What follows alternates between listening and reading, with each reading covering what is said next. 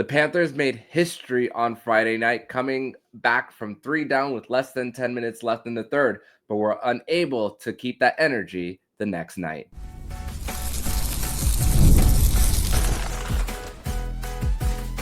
You're Locked On Panthers, your daily podcast on the Florida Panthers. Part of the Locked On Podcast Network, your team every day.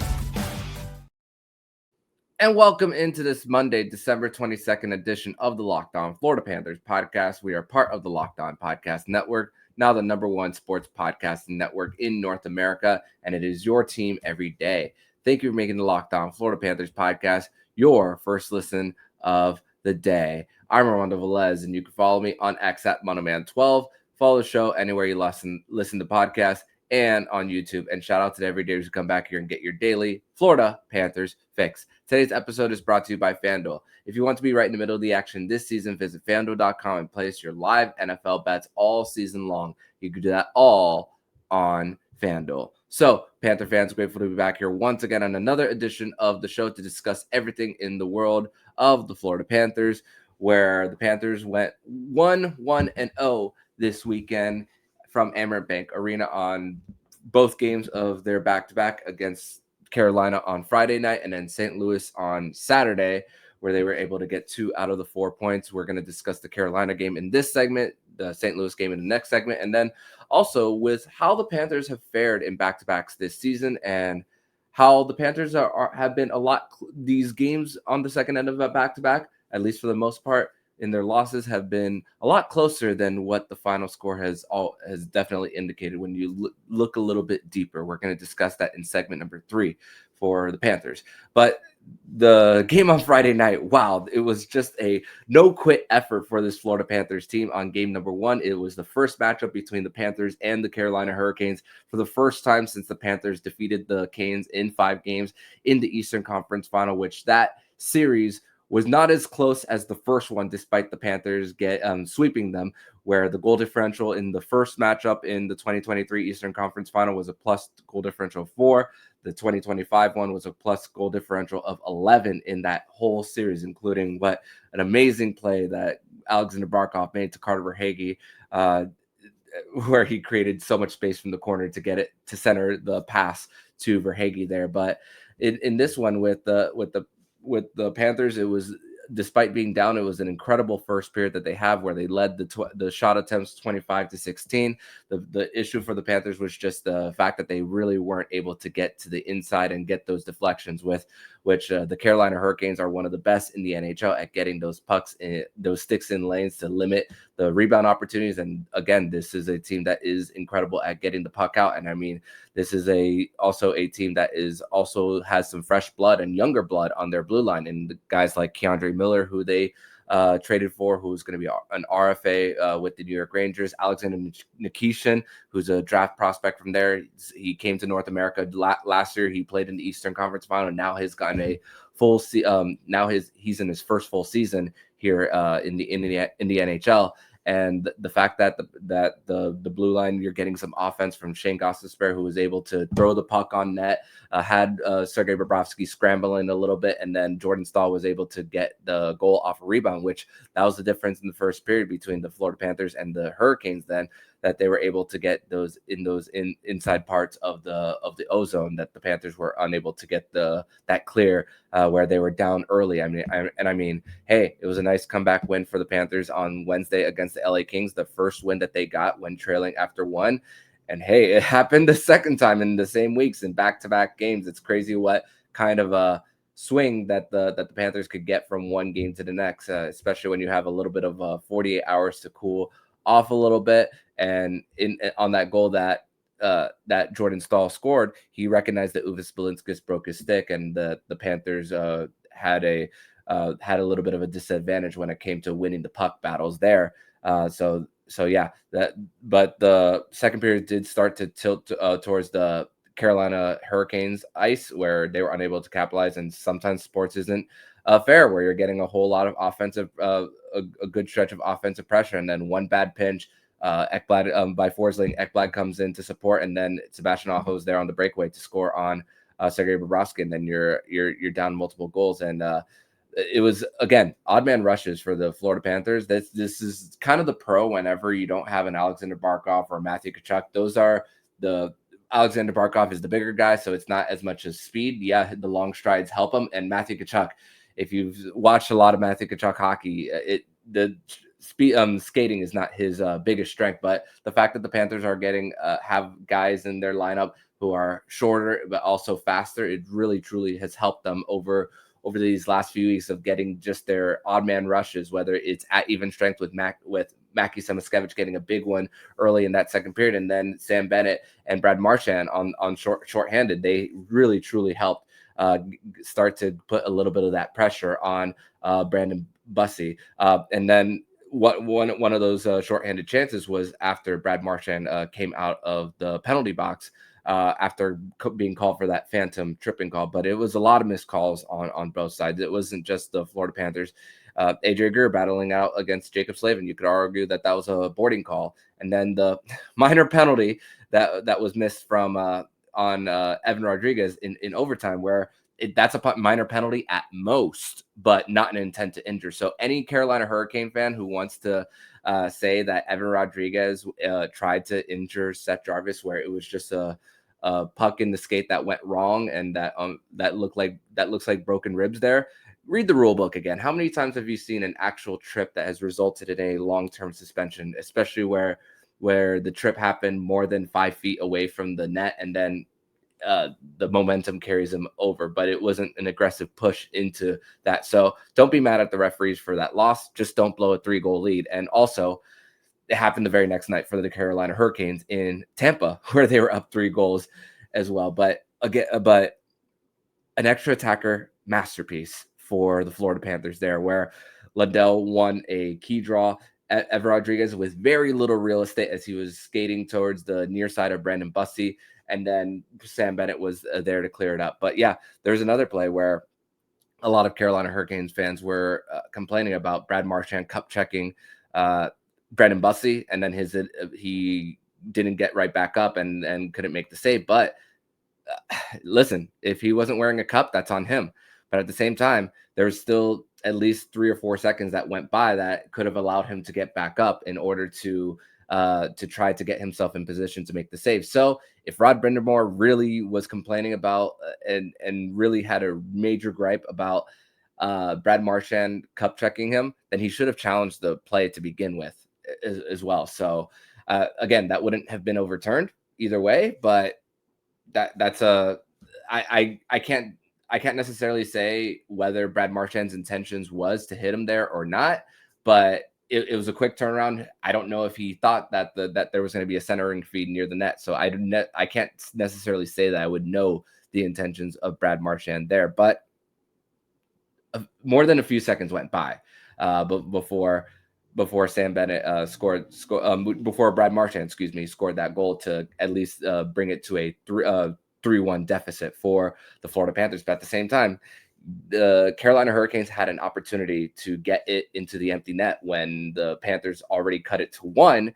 Andrei Svechnikov was coming out of the D zone, and then a nice little closeout by Anton Lundell to get to separate the puck, regroup, get a little bit of offensive zone time, work it to the goal line, and then Sam Reinhart in his office to get it to a tie game and then to force overtime. And then the Panthers were pushing. Towards the end of this game, it was 41-29. You never saw that the Panthers were mailing it in at all during this game, knowing that it's a very emotional one, knowing that this is a team that they've had history with. And the fact that the Panthers kept pushing and then had that pursuit of a win really, truly helped. 60 minutes weren't enough, and not even 65 were good enough for this game to determine a winner. So goals by Sam Reinhart and Evan Rodriguez, and then Sergei Bobrovsky was able to shut the door on Nikolai Ehlers to get the win for the Florida Panthers. And hey, nice little move that Jackson Blake had on Sergei Bobrovsky in the shootout to at least force a 4th round. But then Evan Rodriguez with the winner. And Erod did say that he was a little lonely on Wednesday night when he went out of the game due to a lower body injury, and then Brad Marchand had to hit himself with the rat instead during their celebration. But the fact that that Bennett line was the one to really truly set the tone. Sam Bennett with 10 shots on goal, Brad Marchand with 4, a 2-point night for Sam Reinhart, 2-point night for Evan Rodriguez, including the game-winning goal in the shootout. The Panthers were really on point, and again, this was a game where a lot of the guys were just up there in minutes. Seth Jones with 30 minutes, Bennett, Reinhart, and Marchand all with 23 plus, because there was a good amount of power plays as well in that game as well. So you're getting a lot of that ice time there. So it's the Panthers were had a lot of miles in that one, but it didn't necessarily carry over to the next game, where they welcomed the St. Louis Blues to town on Saturday night. And we will discuss that next here on Locked On Florida Panthers podcast. Today's episode is brought to you by Game Time. And there's nothing like being near the ice during hockey season. The speed, the hits, the atmosphere, it's unmatched. Watching at home is great, and being in the building is a completely different experience. The only thing that used to get in the way was actually getting tickets. Long queues, endless screens, and prices changing at checkout. That's why the Game Time app gives the advantage back to fans. It's a hack for unlocking amazing NHL tickets and experiences in just a few taps. I pulled up the Game Time app to check on upcoming NHL games and was surprised how fast it was to find great seats. The app is incredibly easy to use. Browsing, comparing, and buying tickets just took minutes. One of my favorite features is seeing the view from my seat before buying, so I know exactly what I am getting. I really like that the fees are included up front, so the price you see is the price you pay. Take the guesswork out of buying NHL tickets with Game Time. Download the Game Time app, create an account, and use code LOCKEDONNHL. That's LOCKEDON NHL for $20 off of your first purchase. Terms apply. Again, create an account and redeem code LOCKEDON NHL for $20 off. Download the Game Time app today.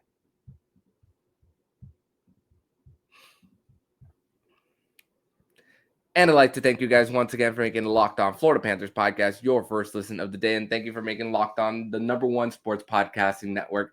If you haven't already, check out our new Everydayer Club. It's an ad-free audio feed for the Locked On Florida Panthers podcast, compatible with Apple, Spotify, and every major podcast app. And you could go to the show link below in the description of this episode to learn more, and you'll get the Discord access, as well as you'll be able to chat with me and a group of Florida Panther fans on the Discord. So make sure you go to check out the Locked On Everydayer Club. It's $5 a month or $50 a year for more. But continuing on this conversation of the back-to-back for the Florida Panthers, an emotional 4-3 shootout win against the Carolina Hurricanes, and trying to carry that the very next night against the St. Louis Blues, who came in rested, and they were just waiting the very next day when they arrived already in Sunrise. They were already there on Friday night and just had to get ready for a skate in the morning and then right back into action. And the Florida Panthers couldn't follow it up. And it was this game only had really 20 good minutes for the Cats, if we're being honest. And listen, since the Paul Maurice era for the Florida Panthers, this is one of the teams that the Panthers have had a little bit of trouble with during their time, but even some of their wins have have been close for the Panthers as well. Last year in St. Louis, it was tied 2-2, and then Matthew Tkachuk gets a game-winning goal in the third period.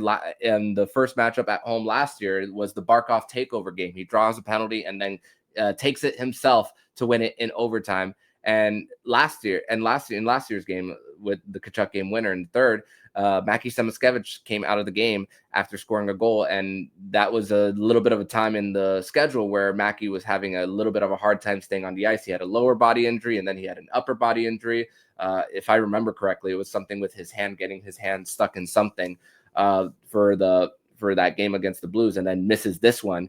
He finished the game even on Friday night against the Carolina Hurricanes, but just wasn't able to give it a go on Saturday night against the St. Louis Blues. So Jesper Boquist went into his spot on the third line. So again, you kind of see that the Panthers depth was once again tested, and also the fact that not only tested but also having to deal with a second end of a back-to-back is a little bit difficult. And with this part of the schedule, the Panthers just didn't have it. And didn't watch this game live. I just finished watching it this morning. But when you just looking back at the tape and also knowing what the results were, but when you look at it, it was a good amount of time spent in the offensive zone. But regarding those low to high plays for the Panthers, it was just a lot of those misconnections, and it was tough for the Panthers to truly get the pucks in deep, where Joe Hofer was able to play the puck and usually get it to his defenseman.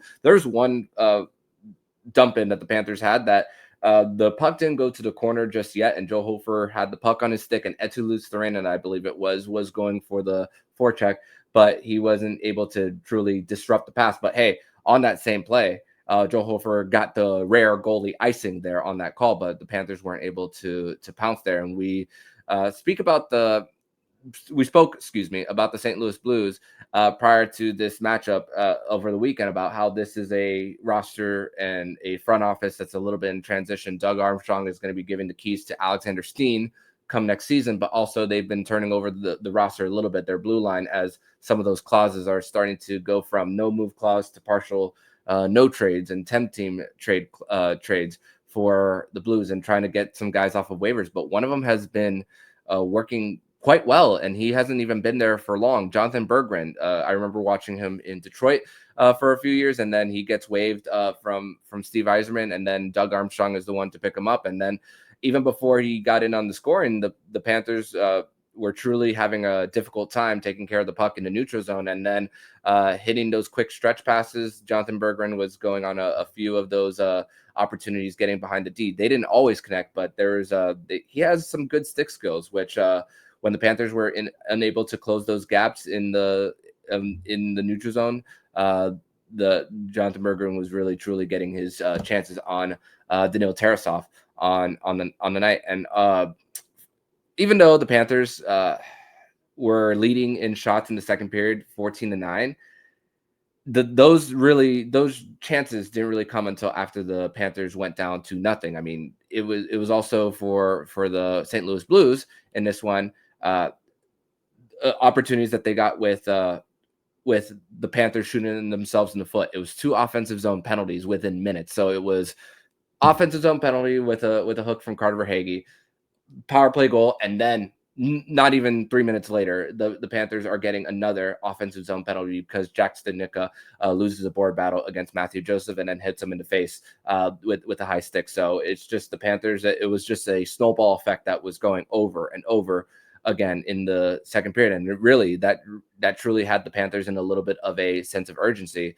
And luckily for the Panthers, they were able to get 2 of those goals back and at least tie the game. So they at least made it a little bit of a game, but just the Panthers unable to just continue to create some of more of that momentum. And it's it's difficult for this team with once again a team that was waiting for you the night before, while you still had to come out of a truly emotional win against it's safe to say, it's safe to call the Carolina Hurricanes a rival. I mean, you've played them multiple years in the conference final, so I think that's really truly safe. I don't think that's out of touch for me to say, even if they haven't necessarily been victorious over the Panthers.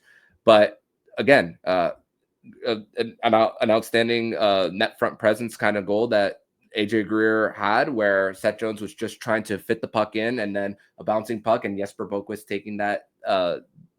taking his opportunity on that third line. And I mean, we've seen Jesper Boquist even go up into the second line at times last year, especially when Sam Bennett was hurt early on. So we've seen him flip positionally from wing to center, and then going up from fourth line to second line like a little bit of a Swiss Army knife. And then AJ Greer playing in an elevated role, more minutes, more time, a career high, getting that 7th goal of the season now has passed it. So he just continues to keep climbing.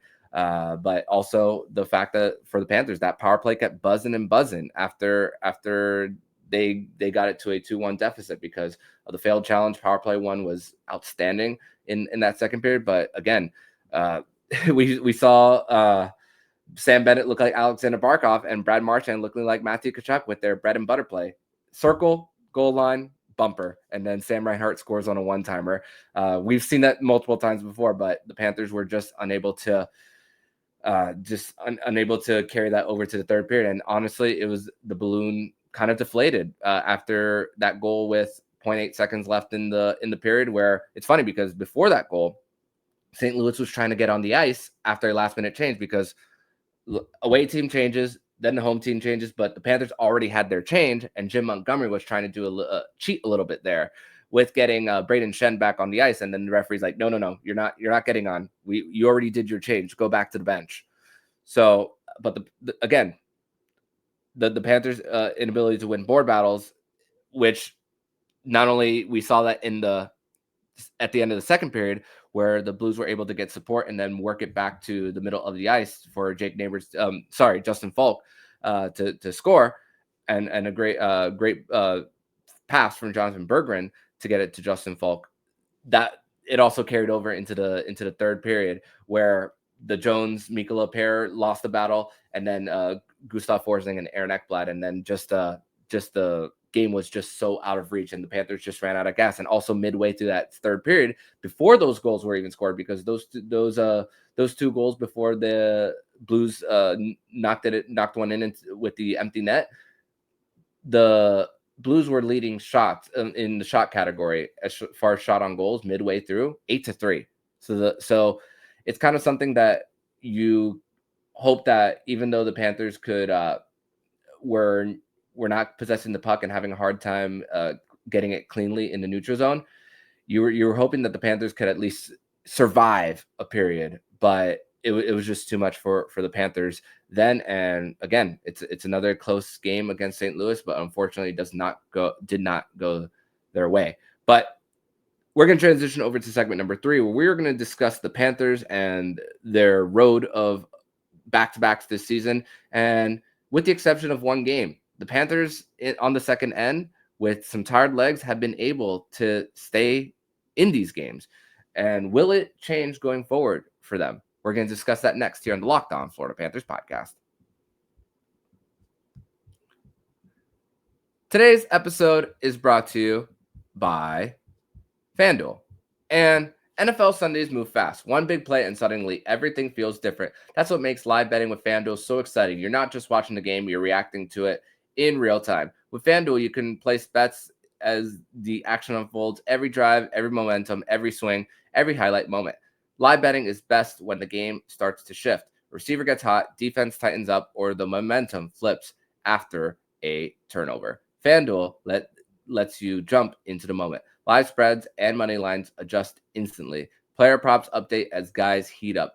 And the next touchdown score, drive results, totals, and more keeps you locked into every snap, every drive, every possibility. So if you want to be right in the middle of the action this season, visit FanDuel.com and place your live NFL bets all season long.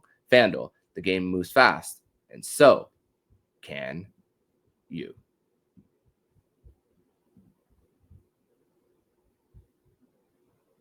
Segment number 3 here on this Monday, December 22nd edition of the Locked On Florida Panthers podcast. Thank you once again for making the Locked On Florida Panthers podcast your first listen of the day.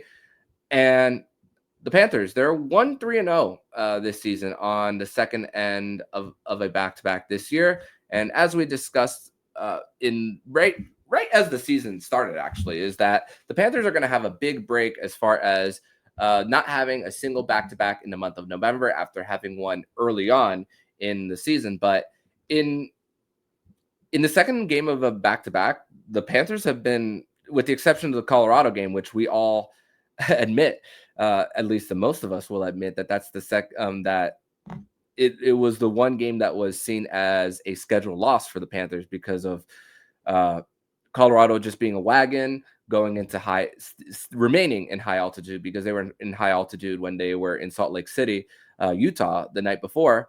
But for the Panthers here in the game against St. Louis, I spoke about the minutes earlier about Seth Jones, Bennett, Marchand, Reinhart, and excuse me, and those guys getting having a whole bunch of miles already on them from a previous Stanley Cup run, and two of those guys, and Bennett and Reinhart, having two previous runs in them.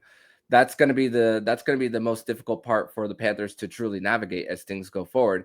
And also for Florida, every single time that they've been on a second end of a back-to-back, it's been Daniil Tarasov starts. So every single time, Sergei Bobrovsky has also been the one on the front end, while Tarasov has been on the second end of a back-to-back for the Panthers. So you wonder, you kind of wonder if the ones that going forward are when you look at it for the Panthers, as there's still one that's going to happen next week on Monday and Tuesday against the Washington Capitals and Montreal Canadiens. You wonder if there could be a possibility of a flip between the two goaltenders, because although yes, in the cumulative, Daniil Tarasov has been the better goaltender than Sergei Bobrovsky. You look at what's coming up and the more important game as far as who you're chasing in the standings for the Atlantic, which, by the way, after the win against Carolina on Friday night, they were temporarily in second place in the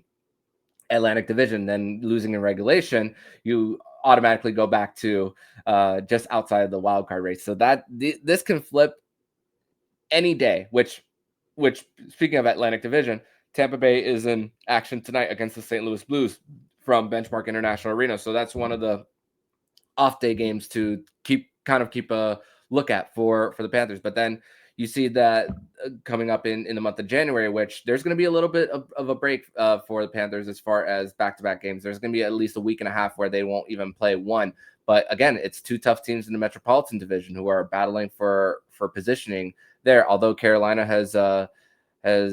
Carolina, they'll get them again on a Friday, January 16th. And then the very next day, the Panthers will be in Washington, D.C. And then later on, a week later, they'll be in Minnesota and Chicago on back-to-back. Minnesota is improved after that trade for Quinn Hughes, and then Connor Bedard, although he's out right now.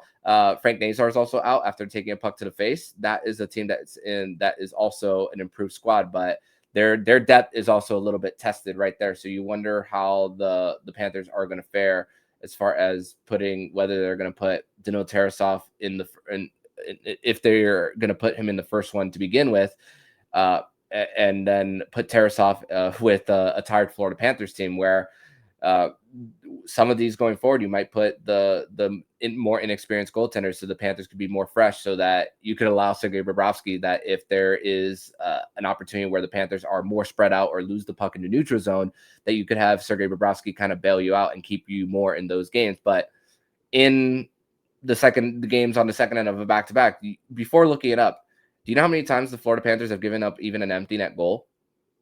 Only one.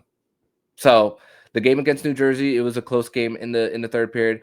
And even this most recent one against the St. Louis Blues, it was a 1-goal game before the Panthers, before the St. Louis Blues were able to carry this game away. And also, the Panthers also had a 1-goal lead against the New York Islanders, coming off that exciting 4-1 comeback against the Columbus Blue Jackets the night before. But again, it's the second time this month that the Panthers have come back from 3 goals, and then there's a game the very next night. Psychologically, that is difficult for any hockey team to go through.